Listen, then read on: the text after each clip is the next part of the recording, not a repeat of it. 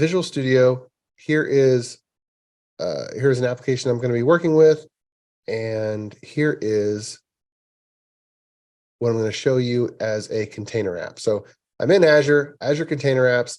I've already pulled up the application, and it is just an easy template with one additional navigation, and it's just a sample. We're working on a simple church bulletin for announcements at church. And so this is actually being pulled from an Azure SQL database.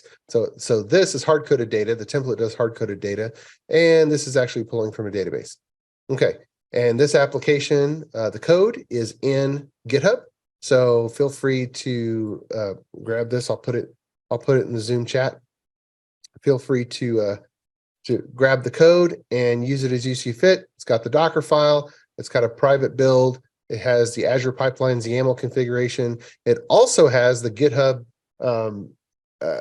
Actions integration build integration.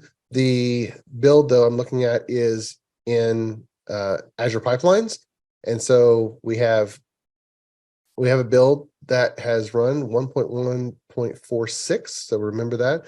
And if you care, I'm not going to go into all this, but if you care about proper builds and multi-levels of automated tests and the configuration for getting code coverage metrics just saved for you in Azure Pipelines, then I encourage you to go and grab this code and steal everything that's in the build ps1 file. And of course, I have it open here so that you can see. Of course, you can take this build script. I've been using this template, and at ClearMeasure, we use this template all over the place because you don't have to create a custom build script.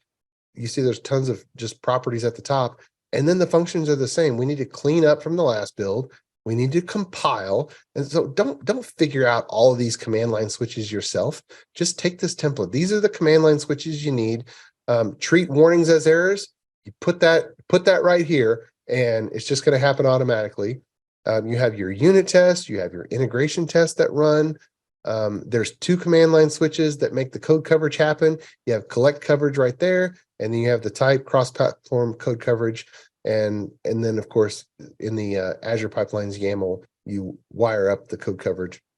And then full system acceptance tests, running that we have a Selenium test library in here.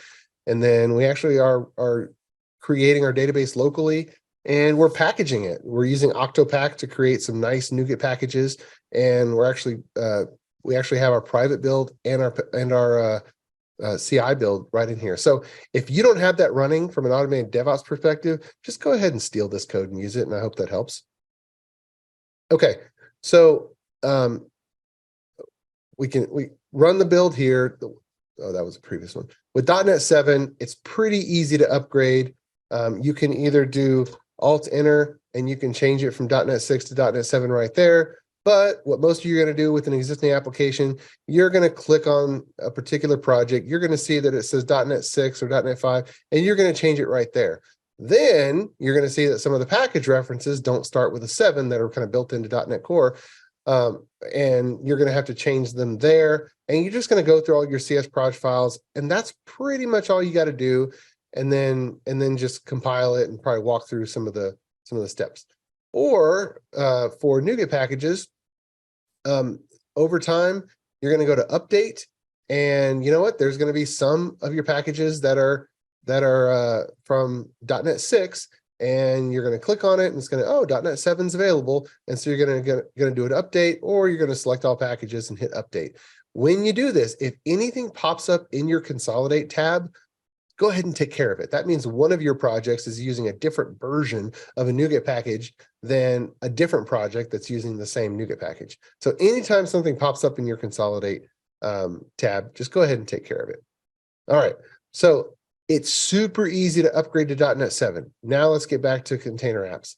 All right, so we have our container app here, and it's running. The application is running here. So actually, I am going to, just because I know all of you probably want to do this, I'm going to copy and paste in the URL to the chat, because you probably just want to click on it, make sure it's real, right? All right, so let's go here and let me walk you through this. When you create a container app, you put it in a resource group, but you have to actually have a container app environment. So I'm going to click over to the container app environment, and this is a resource. Think of it like a app service hosting plan. You have to have an app service hosting plan, and then you have multiple app service environments in it. The managed environment is akin to the Kubernetes worker node, okay?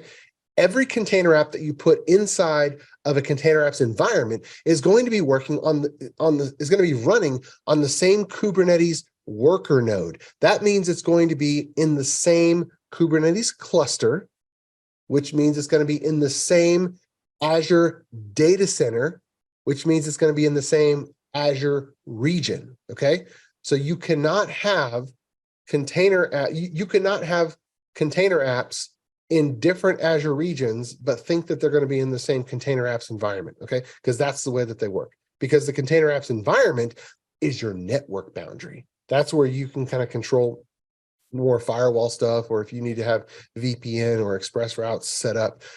The container apps environment controls all the networking. Okay, so you got to have one of these.